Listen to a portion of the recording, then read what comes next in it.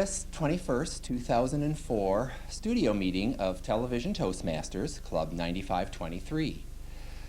You're going to be the recipient of a special treat today. We have our club Humorous speech and Tabletopics contest. This videotape will be played during the month of September. Our club normally meets the third Saturday of each month at 9 o'clock at the Anderson Union Township Community Television Studio, and we also meet the first Monday of each month at Good Shepherd Lutheran Church in Kenwood. That meeting starts at 6:30. I would like to encourage all of you, as well as our guests that are looking in, to consider coming and visiting us at our Toastmaster meetings. The winners of today's contests will be going on to the area contest, which will be held September 20th, which is a Monday evening, and it will be at the Anderson branch of the Cincinnati Public Libraries. I'll provide a little more information on that at the end of our meeting. I have the privilege today of introducing our Toastmaster for the contest that we're going to be conducting today. Miss Susan Hunter is an ATM Silver. She is known for her roles as contestants throughout the district and the various areas. She is a very gregarious and dynamic speaker. She is also the District 40 Public Relations Officer. With that, I'm going to turn over today's contest meeting to Susan Hunter. Susan? Thank you. Well, I am thrilled to be here this morning. How about you all? Yes. It's a great place to be on a Saturday morning, learning and growing. We pulled into the parking lot this morning. My young daughter was with me, and she said, "Mommy, when will Toastmasters ever go out of business?" And I said, "Lauren, I don't think it will ever go out of business." And she said, "Why?" And I said, "As long as there are people, there will be Toastmasters." So I think that we all want to learn and grow, and contests are the perfect place to do that. We learn at an exponential rate, both even as judges and also mostly as contestants when we push ourselves to the limit. And as we see in those Olympians, go that further mile to further ourselves in our own development. So welcome, and I'm glad you've joined us today.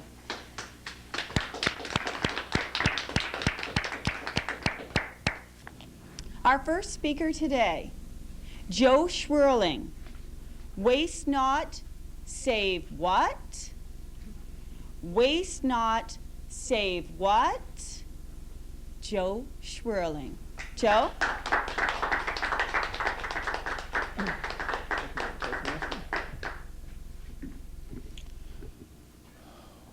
Waste not, want not. That's what our parents drill into most of us. Don't eat your vegetables when you're young. Somebody in the other part of the world is starving and they'd be glad to have it. Don't waste anything that you put on your plate. Eat everything. Well, I've adopted my parents' philosophy and taken it to extremes. I can't walk down the street without, if I see a shiny washer, nuts, bolts, piece of metal, anything that's durable and reusable, I'll pick it up and save it. Someday I'll have a use for that washer. Aluminum cans, of course, everybody recycles those these days. And in some states, you can even get money back on the actual deposits. Most of my saving consists of the basic items of paper, plastic, and wood. Of course, paper, again, as growing up, we used to get 2 newspapers a day in the Cincinnati area. We'd get the Kentucky Post and we'd get the Kentucky and Cincinnati Enquirer. So we'd get a morning paper, an afternoon paper. Back then in the 50s and 60s, there wasn't recycling as such, but they sure came in handy whenever you wanted to cover the basement floor while you were painting. If you wanted to make templates out of anything, just to protect stuff. Roll them up and use them for stuffing when you're packing things to protect your stuff. Of course, then you got the brown paper bags, also known as craft paper, before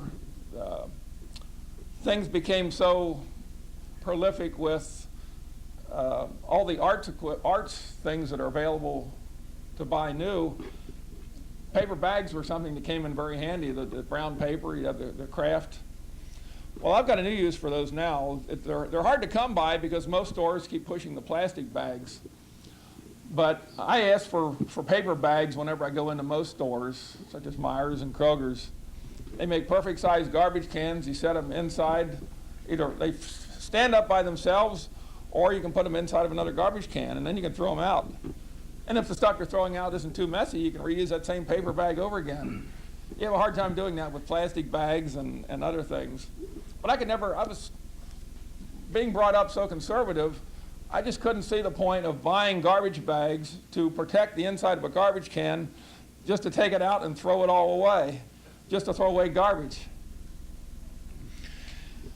Getting into the plastics, as I said, now we have so many plastic bags. Everything you buy, they want to give you these small plastic bags and larger bags. Well, I hate to see anything go to waste. First of all, many things that I buy, I wind up returning. So I want to make sure I've saved some of the bags of each of the different types of stores I go to. And then when you do have something messy in the kitchen or garage or in the car, they make convenient bags to actually throw some stuff away in. So I don't mind throwing those bags away occasionally, but I wind up saving 99 bags out of every 100 that I accumulate. If I can't find anything else to do with the plastic bags, I just fill them with other plastic bags, tie them up, and stick them in a corner of a basement or an attic, figuring someday I'll get around to using them. The same way, we get a lot of these packing materials, like the styrofoam peanuts and things that come in electronics and other things that we buy. Well, those plastic bags come in handy for storing all those plastic peanuts for someday when I'll potentially get around to using them.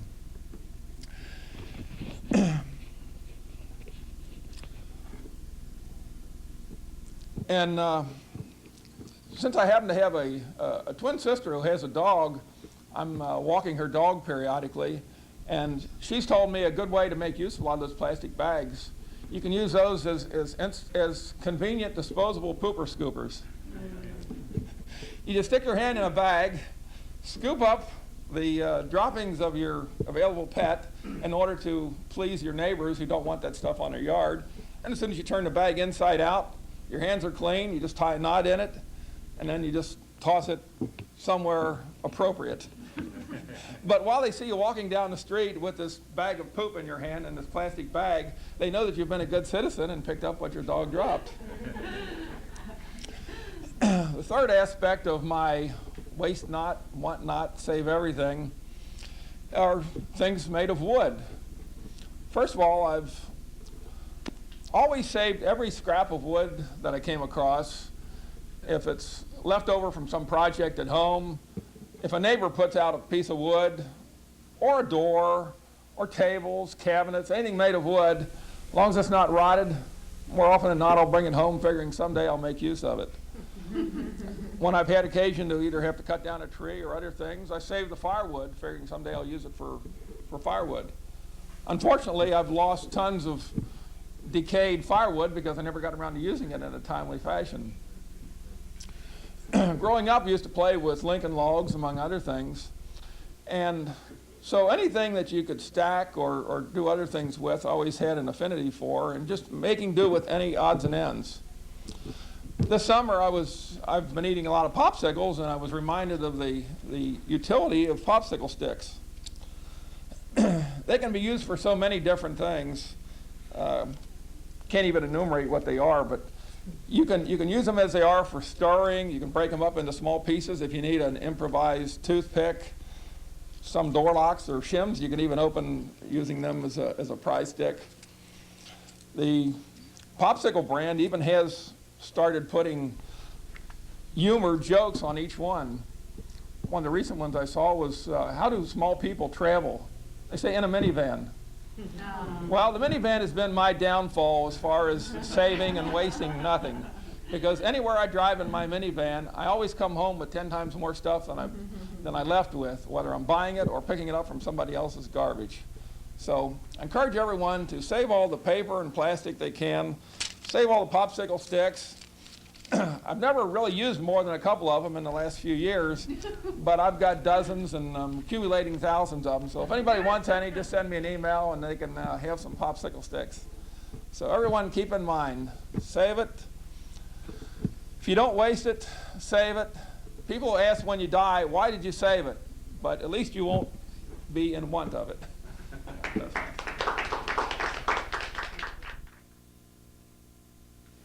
Our next speaker will be Rick Davis, Toastmaster History. Toastmaster History, Rick Davis.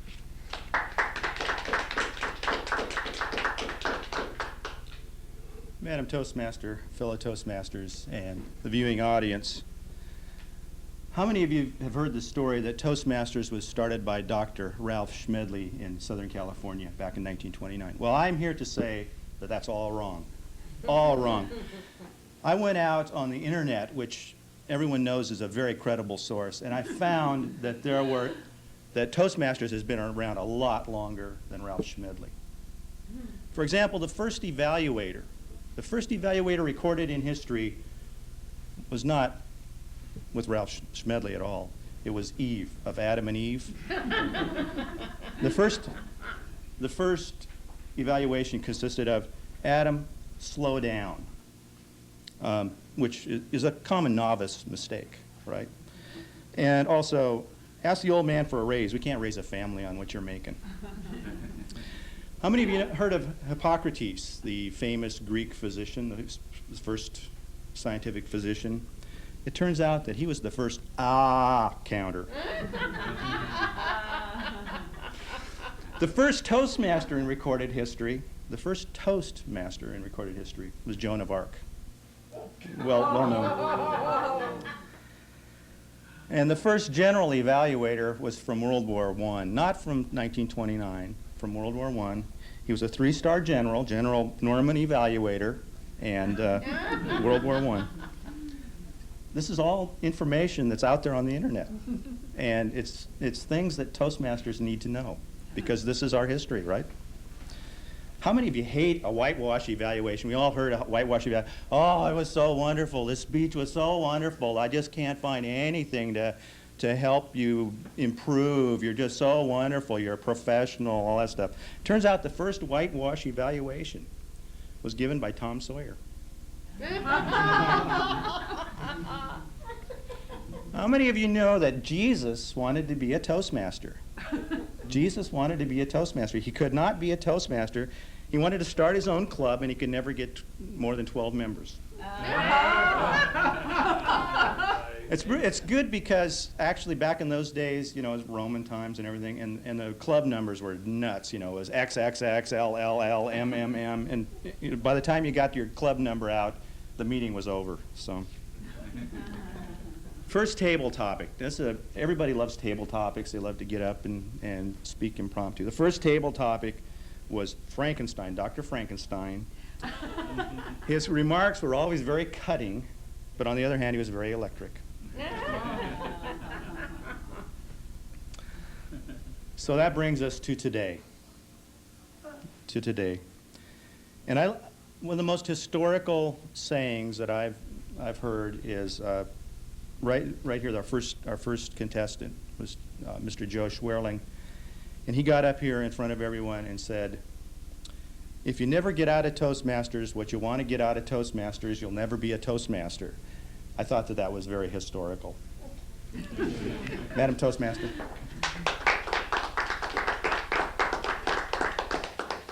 Thank you very much. Now time for the third speaker in our humorous speech contest. Steve Ahrenholz, moles, friend or foe? Moles, friend or foe? Steve Ahrenholz.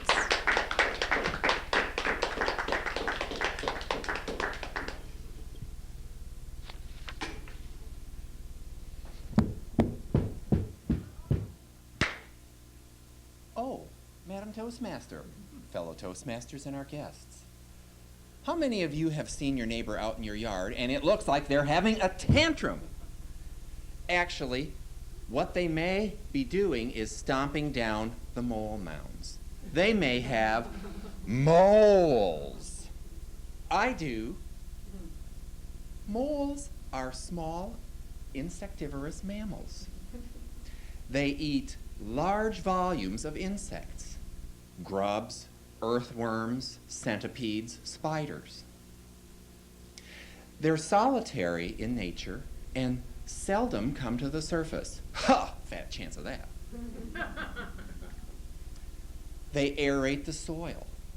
Well, yeah, if you don't mind having a lawn that looks like a plowed field with grass thrown over the top of it. They're actually supposed to be quite delicate creatures with streamlined skeletons, very fragile skulls. I bet not. And they generally avoid digging through hard, compacted soil.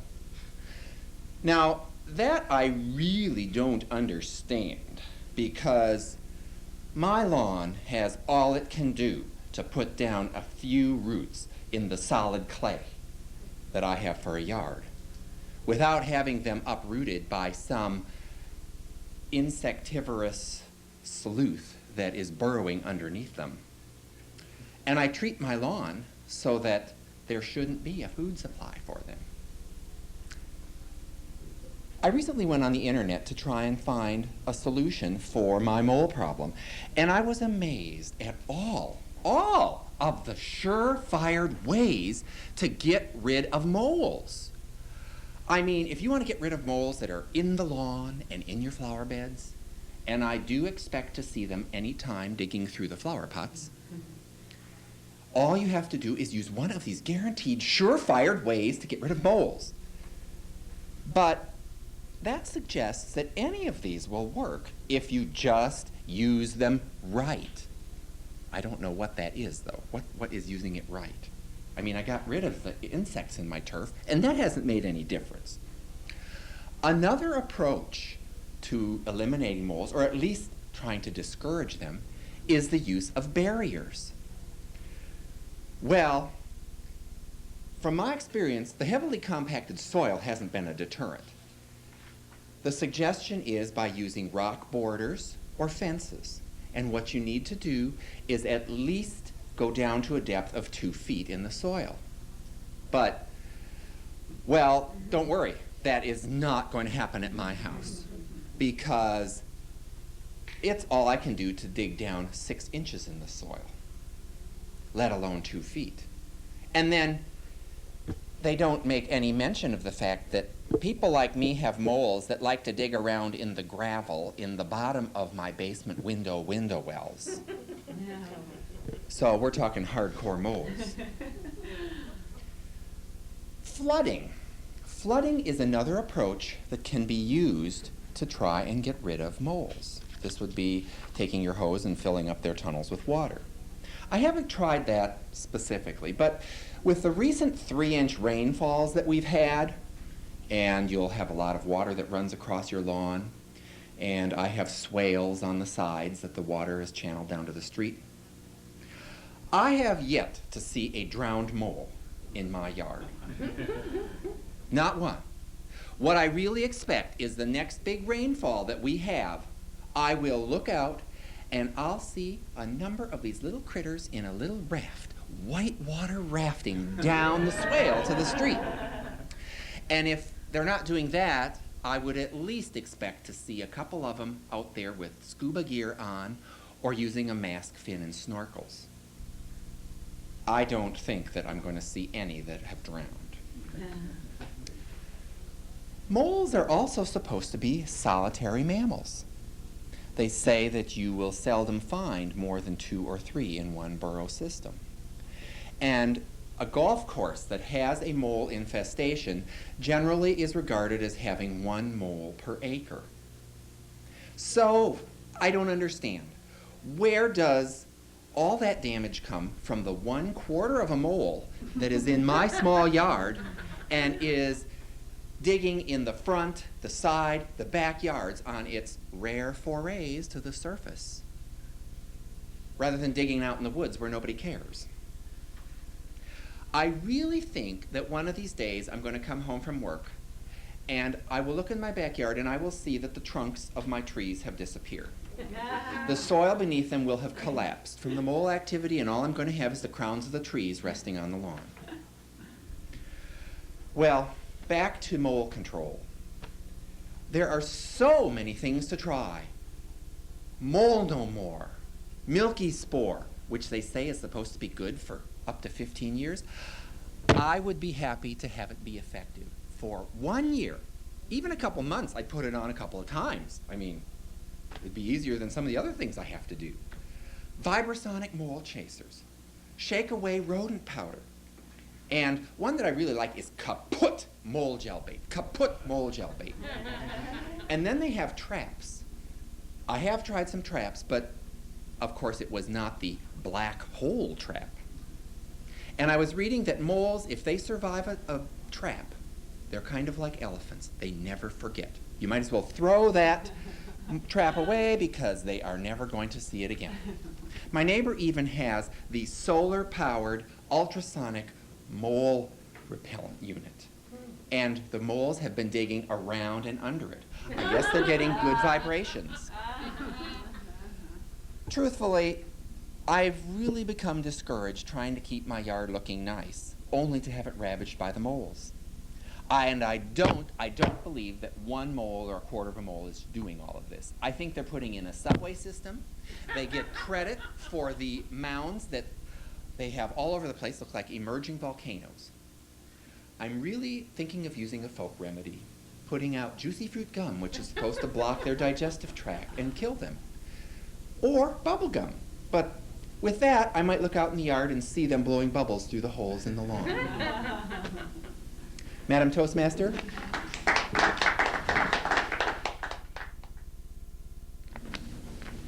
Steve Ahrenholz.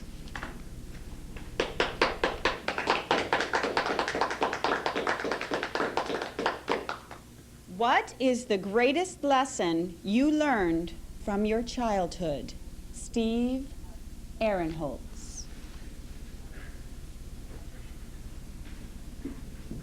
Thank you, Madam Toastmaster, fellow Toastmasters, and our guests. What is the greatest lesson I learned from my childhood? I would say that one of the greatest lessons that I've learned from my childhood is that of perseverance. And the reason that I select perseverance is that I happen to be one of those children that was born towards the end of the polio epidemics, or when they had just begun introducing the polio vaccines. Unfortunately, I was also one of the children in the summer of 1955 that came down with polio. What polio does, it's a paralytic disease, and it has several different courses that it can run, but paralysis is one of the after effects. As a child, I had to wear braces and casts. I couldn't run as fast as some of the other children, but my doctor had always told my parents to get me out, chase me, let me run, let him do what everyone else does. He's going to fall down, he's going to cry, he's going to be upset, he'll be left behind, but let him do everything he wants to do, let him try everything. That's one of the reasons that I liked swimming, because it was something I could do. I learned how to play by myself. I didn't have to have other people around. But I also learned to stick to things, because that was one of the things that I needed to do. I needed to try, even if I wasn't going to be real good at it. But for me, I was overcoming some challenges that were being placed in front of me, not through my own choosing. I've found that through life this has helped me with some other things, that I don't have to necessarily do the best, but at least do the best I can. Madam Tabletopics Master? Thank you. Sheila Mudd Baker. Thank you.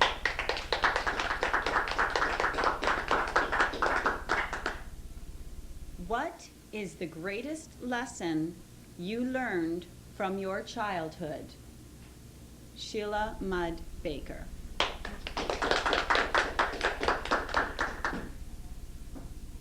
Well, when I was a child, I didn't think I learned anything in my childhood other than never give up. But I think probably the greatest lesson I learned from my childhood is that no matter how badly off you think you are, there's somebody who needs help more than you do. And that is such a strong lesson that it guides everything I do now as an adult.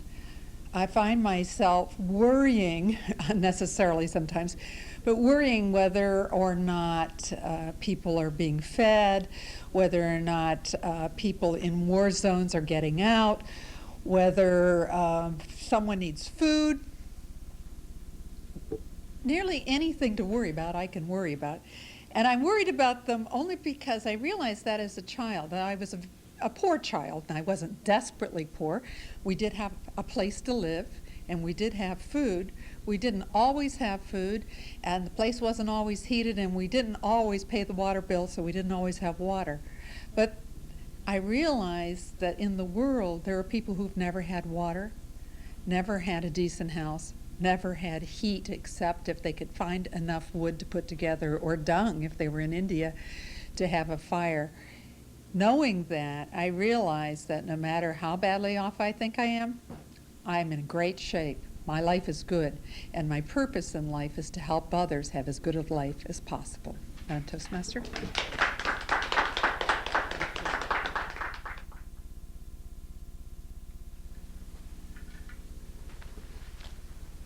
Rick Davis.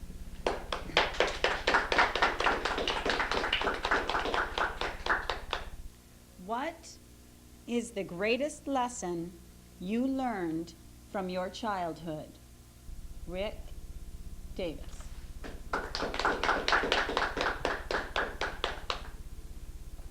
What is the greatest lesson I've learned from my childhood?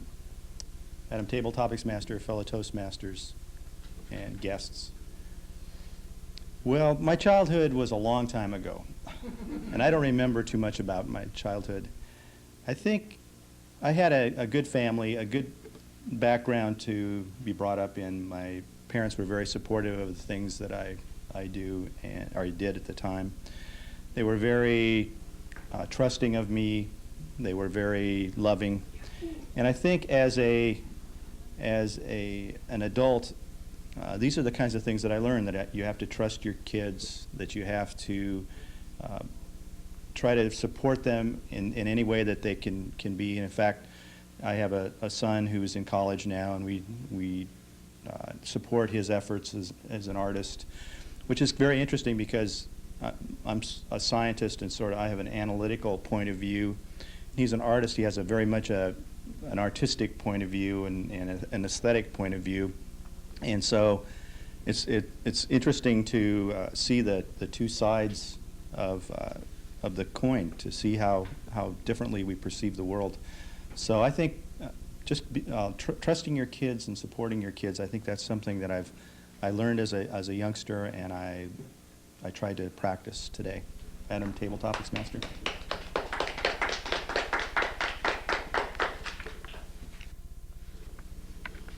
Joe Schwerling.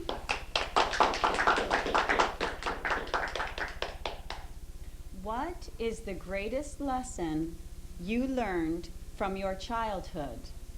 Joe Schwerling.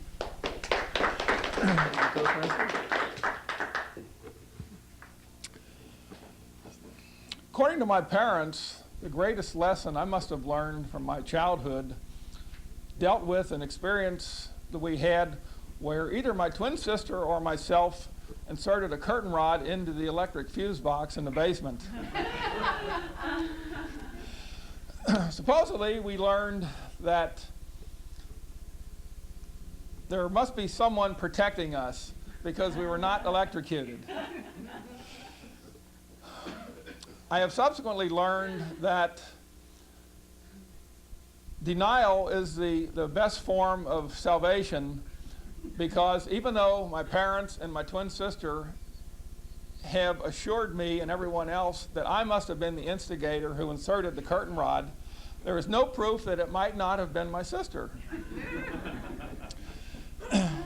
Just because I'm a boy, I was, by the stereotype, assumed to be the guilty party. Similarly, my entire life I've had an interest in exploring the fundamentals of electricity. I remember one time with an erector set, dropping one of the axle bars across the prongs of an electric lamp cord to see what happened. Sure enough, it melted and sparked and blew the fuse. But as long as you keep denying those things, you've learned a lesson that can carry you through your entire life. Even if you're guilty or think you're guilty or everyone else thinks you're guilty, if you keep denying it, nobody will know the difference unless they see you admitting it subsequently on television. Adam Toastmaster.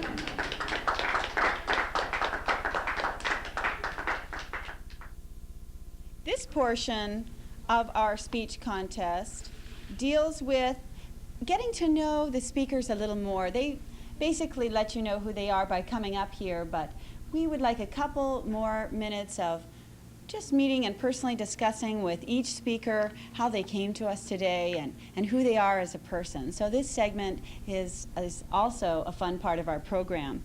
I will do that one by one, and I will call on participants as they spoke today, beginning at the first section of our program, which was the table topics. So our very first speaker that came up here was Joe Schwerling. Joe, could you please come up? Oh, table topics and humorous, sorry. Yeah, we're going to take both just as you appeared. Now, you've been in Toastmasters for a while, Joe. Yeah. What's the greatest gift that you think that you've been given through participating in Toastmasters, just briefly? What was your greatest gift through being involved with our organization? Another tabletops question for you. I would say improving my self-confidence. Overcoming the maybe some not overly constructive comments by your parents. Maybe my father, maybe he accused me of sticking that curtain rod in the electric box or things like that. But under his tutelage, I learned to do a lot of things around the house that he didn't do too much of. But I never got involved, coming from a small family, never got involved in group activities because I traveled a lot in a government job I had for over 30 years. So with Toastmasters, I was able to meet hundreds and thousands of people, and particularly Toastmasters all over, learn their personal experiences, which I've experienced very few of because I've never been married and only had one twin sister. Right. So Toastmasters has become my family, and you're comfortable with your family, and that's helped improve my self-confidence. Wonderful. Well, thanks for sharing. I consider you my brother. We're one big family. You're right. Our next speaker in order of appearance today was Rick Davis. So Rick, could you please come up and join us? Hi. Now Rick, people watching and people that have never come to Toastmasters themselves to a meeting, having been in Toastmasters a while and given us your wisdom, what would you say to someone who was thinking about coming but was hesitant? Well, I would say don't hesitate. Get out onto the website, toastmasters.org. Find a Toastmaster that meets near you or meets at a time that's convenient for you, and go, because you're going to meet some of the nicest people, the most supportive people, people that are really interested in helping you improve as a speaker, helping you improve as a leader, and helping you to be a better person. I think it's one of those things that I wish I had gotten involved in Toastmasters as a young person, in college even, because the skills that you learn as a Toastmaster really help you as a person and help you to do things like get promotions and to do better in classes and things like that. And there's no reason not to go to Toastmasters, I don't think. If it's the money, it's not that much. It's usually $24, $25 every 6 months. There's usually some way of working out the dues. It's just an incredible program, and it's all done on the local level, all done individually, each club, and everybody's there to help. Oh, well, thanks for sharing. Some great advice, especially to a young person. I mean, you're never too young. Well, you are too young to join after 18, but you're never too old to join us. And we have, I think it's the key to longevity, and Carol Cormelink and many others will attest to that. That gives you that energy and spark to live life to the fullest. Our third speaker today is Steve Ahrenholz. Steve, could you come up?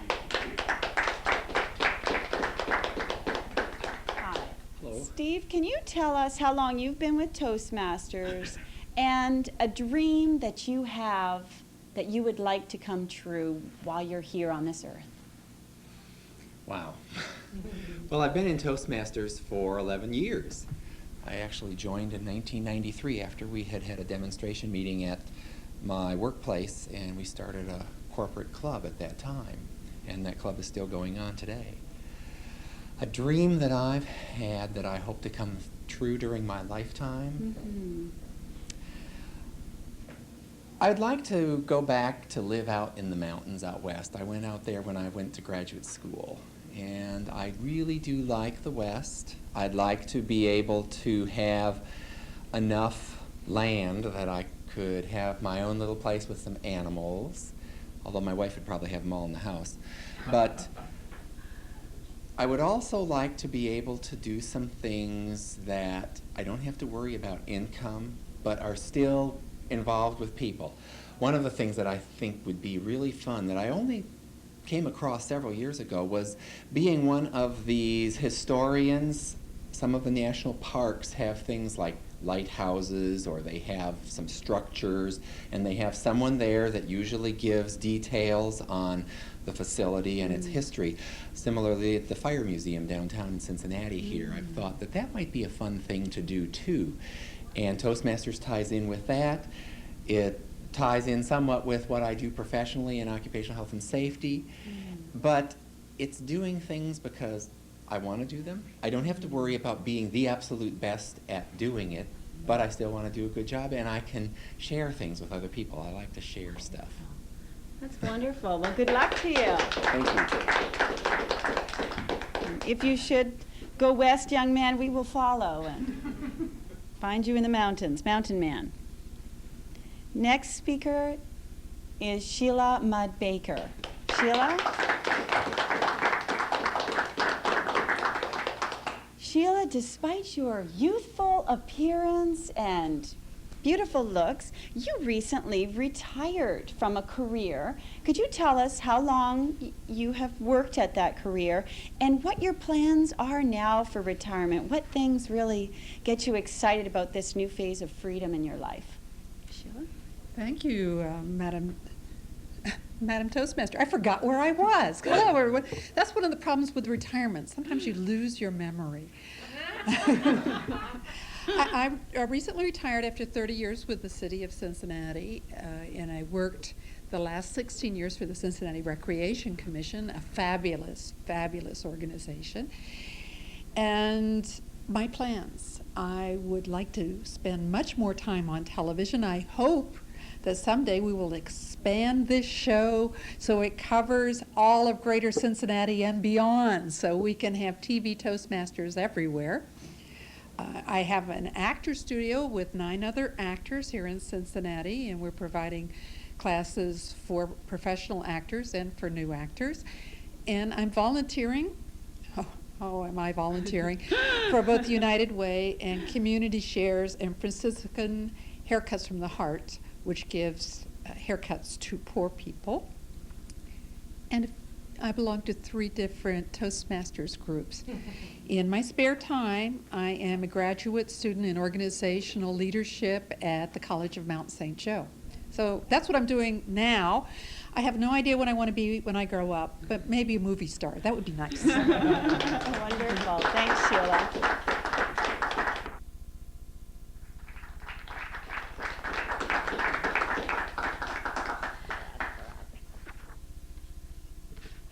Okay, we are going to present the Tabletopics winners first, and this is the fun part, to be able to present these awards to our winners. So at this time, I would like to present the second place in the Tabletopics speech contest, and that is presented to Sheila Mudd Baker. Sheila Mudd Baker. Congratulations, Sheila.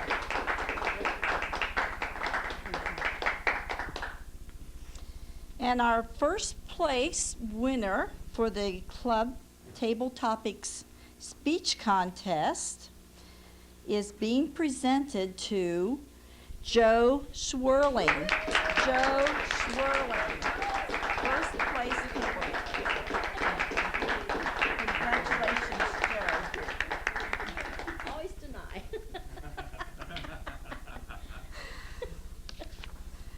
Okay, now we have the Humorous speech contest. Everybody is waiting breathlessly for the envelope. All right, second place in the Club Humorous speech contest goes to Joe Schwerling. Joe Schwerling, second place Humorous speech contest.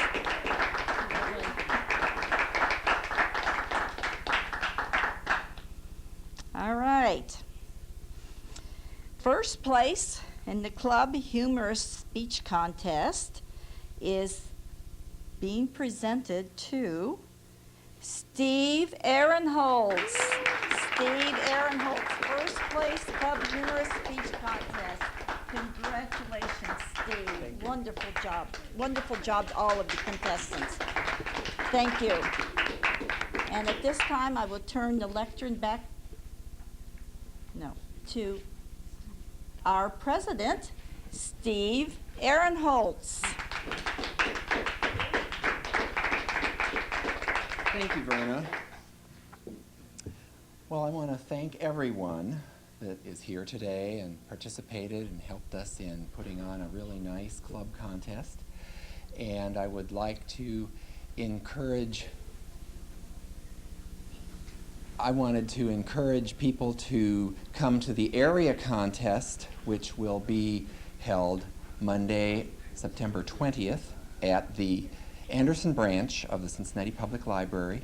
It starts at 6 p.m. and contestants will need to be there at 5:45, so I guess that's where I will be on that day.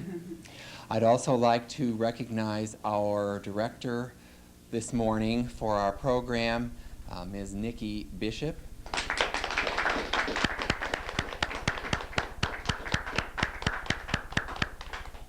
You don't see her, but you're observing her handiwork. One of the other things that I would like to make people aware of is that the Fall District 40 Conference is being put together. It will be happening in Springfield, Ohio on Saturday, November 6th. And I have some other information that I'm going to present to the club here. But if you are at all interested in coming to that, look up the Toastmasters club that is near you. Rick talked about Toastmasters in his table topic, and I think that Toastmasters has a lot of things going for it. It is a very supportive, it is a nurturing environment. The objectives are to help you to develop your public speaking skills and your leadership skills. The theme for this Toastmaster year is changing lives one member at a time. And if you have any interest at all in Toastmasters, I would encourage you to come and give us a look, see what we do, and hopefully you'll come back.